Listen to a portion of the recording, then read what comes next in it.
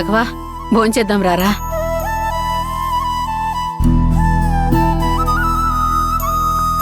రే రారా, భోంచేద్దాం. అసలు ఆ మాట ఎలా అడుగుతున్నారత్తయ్య?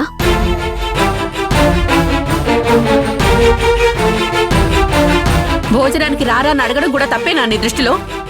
ఎలా ఆకలి అవుతుంది అనుకుంటున్నారు? ఇంత జరిగిన తర్వాత కూడా ఎలా ఆకలి అవుతుంది?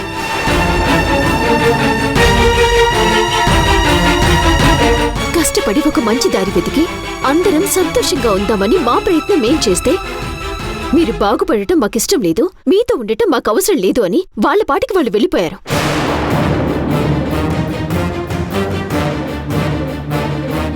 వచ్చిన మంచి అవకాశం పోయిందన్న బాధలో ప్రశాంతంగా అన్నం ముందు కూర్చోగలుగుతామా?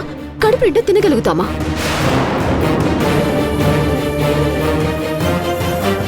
మా వల్లైతే కాదు. మీకు ఆకలేస్తే మీరు వెళ్ళి తినండి. బావా రా వెళ్దాం. పది బావా.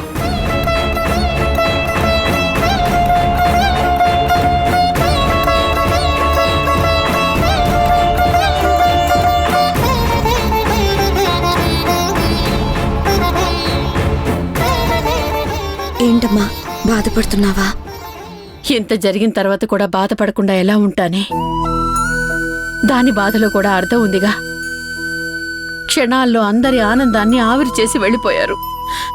అయినా ఏనాడు నా మాటకెదురు చెప్పని భూమి కూడా అలా ఇలా మాట్లాడిందో నాకు అర్థం కావడం లేదు. మాధవైనా సర్ది చెప్తాళ్లే అనుకుంటే వాడు భూమిని వెనకేసుకొచ్చాడు. వాళ్ళు చేసింది మనకి తప్పుగా అనిపించొచ్చమ్మా, కానీ వాళ్ళు చేసింది మంచి పని అమ్మా. అది మంచి పని అంటే కుటుంబాన్ని కలవకుండా చేయడం మంచి పనా? నువ్వు ఇక్కడుండే మన గురించి మాత్రమే ఆలోచిస్తున్నావు. ఆలోచించుకోవడానికి మనకి మనమైనా ఉన్నామమ్మా. కానీ ఎవరూ లేని అనాథలు ఎంతో మంది ఉన్నారు. వాళ్ళ గురించి ఆలోచించేదెవరు? భూమి లాంటి ఒకరిద్దరు కూడా ఆలోచించకపోతే వాళ్ళందరూ ఏమైపోవాలి? అభిమానాలు, ప్రేమలు అన్నీ ఉండి కూడా ఇంతమంది ఎన్ని కష్టాలు పడుతున్నామే. పాపం, సాయం చేసేవాళ్ళు లేక, దగ్గరికి చేరదీసేవాళ్ళు లేక, ప్రేమగా మాట్లాడేవాళ్ళు లేక, ఆకలిస్తే కడుపు నిండా అన్నం పెట్టేవాళ్ళు లేక, అనాథలు ఎన్ని బాధలు పడుతున్నారో ఒక్కసారి ఆలోచించు. భూమి కుటుంబం కన్నా వాళ్ళు ముఖ్యమైంది కాబట్టి అలా మాట్లాడింది.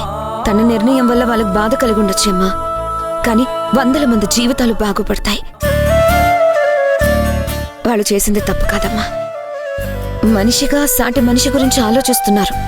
అలాంటి వాళ్ళు నీ కొడుకు కోడలైనందుకు నువ్వు సంతోషపడాలి. అంటే బయట వాళ్ళ గురించి ఆలోచించే వాళ్ళు మన గురించి కూడా ఆలోచించాలిగా. మన గురించి ఆలోచించడానికి మనం ఉన్నాం కదమ్మా. వాళ్ళ గురించి ఆలోచించడానికి ఎవ్వరూ లేరు. అందుకే భూమి మాధవ్ వాళ్ళ గురించి ఆలోచించారు. మనం మంచి చేయలేకపోయినా మన తరపున వాళ్ళు చేస్తున్న మంచికి ఆ దేవుడు ఖచ్చితంగా మనందరినీ మంచిగా చూస్తాడు. నువ్వేం భయపడకమ్మా. ఏం మంచిగా చూడటమో ఏమోనే. రోజు రోజుకి పరిస్థితులు మారిపోతున్నాయి, మాటలు మారిపోతున్నాయి, మనుషులు మారిపోతున్నారే. ఇలా మారిన వాళ్ళు అలా మారే అవకాశం కూడా ఉంటుందిమా. నువ్వేం బాధపడకమ్మా.